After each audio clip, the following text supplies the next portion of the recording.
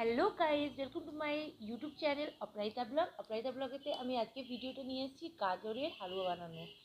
তো আমি গাজরের হালুয়া বানাবার জন্য এখানে 4 কেজি গাজরকে ভালো করে ঘিষে নিয়েছি। তারপরে ওটাকে প্রথমে গাজরটাকে ধুয়ে ভালো করে ঘিষে তারপরে ওটাকে দুধ দিয়ে ভালো করে ফুটিয়েছি। তো এর মধ্যে দুধ আর দিয়ে যখন পুরো ভালো করে ফোটাচ্ছি, যতক্ষণ দুধটা না ফুটে যায় এমনি নাড়াতে থাকতে হবে। এই যে দেখুন আমার দুধটা দেখবেন ধীরে ধীরে এমনি করে পুরো বয়েল হতে থাকছে। গাজরটা যতক্ষণ পুরো ভালো করে সেদ্ধ হবে না ততক্ষণ মানে আপনি নাড়াতে থাকবেন। যার জন্যে গাজরটা সেদ্ধ না হলে কেমন কাঁচা কাঁচা মানে একটা টেস্ট হয়ে যায়, ভালো লাগে না। তো যত সেদ্ধ হবে, যত গাজরটা ভালো করে ফুটবে ততই ভালো।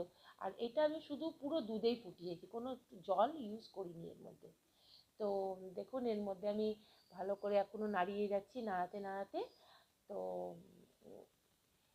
পুরো যখন এই দুধটা কমে আসবে, মানে যে ক্ষীরের মতন গাঢ়, তখন মানে পুরো গাঢ় হয়ে যাবে, তার উপর থেকে আমি এই যে খোয়া মানে মাওয়া বা খোয়া ক্ষীর যাই বলুন, সেটাকে ভালো করে এমনি করে ঘিষে এর মধ্যে দিয়ে দিয়েছি। তো খোয়া ক্ষীর দিলে হালুয়ার টেস্ট আরও বেড়ে যায়। দুধ, খোয়া ক্ষীর এগুলো মানে মিষ্টি জিনিসের মধ্যে আরও টেস্ট বাড়িয়ে দেয়। তো আমি এটা খোয়া ক্ষীর দিয়েও এটাকে ভালো করে বেশ নাড়াচ্ছি, নাড়াতে নাড়াতে যতক্ষণ পুরো দুধটা ক্ষীর হয়ে যাবে না এমনি নাড়াতে থাকতে হবে।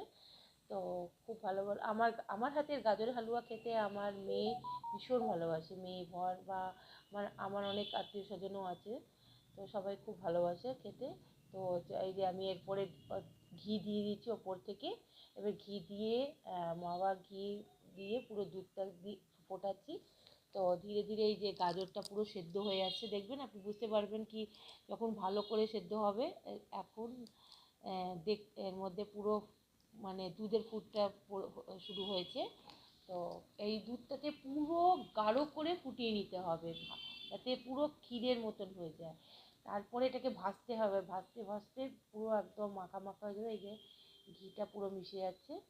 তো নাড়াতেই থাকছে, নাড়াতে নাড়াতে এটাকে পুরো যখন ঘি ছাড়তে লাগবে তখন ভাববেন, যখন দুধটা পুরো শুকিয়ে যাবে আর ঘি ছাড়বে তখন এই গাজরের হালুয়াটা পুরো রেডি হয়ে যাবে। তো তো আমি এটাকে নাড়াচ্ছি, নাড়াতে নাড়াতে প্লাস হয়েই এসছে। কিছুক্ষণ আরও নাড়াচাড়া করে আমি নামিয়ে দেবো ওটাকে। তো কেমন লাগলো আমার গাজরের হালুয়া রেসিপি আপনারা অবশ্যই জানাবেন। আর চ্যানেলটাকে যারা এখনও সাবস্ক্রাইব করেননি প্লিজ সাবস্ক্রাইব করে দিন, প্লিজ প্লিজ। আর এইভাবে আমার পাশে থাকবেন। আর লাইক করবেন, কমেন্ট করবেন। দেখুন ভালো কমেন্টও করবেন, তো ভালো লাগেই।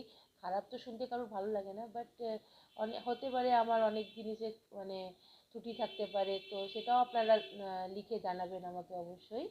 আর এইভাবেই পাশে থাকবে। Thank you.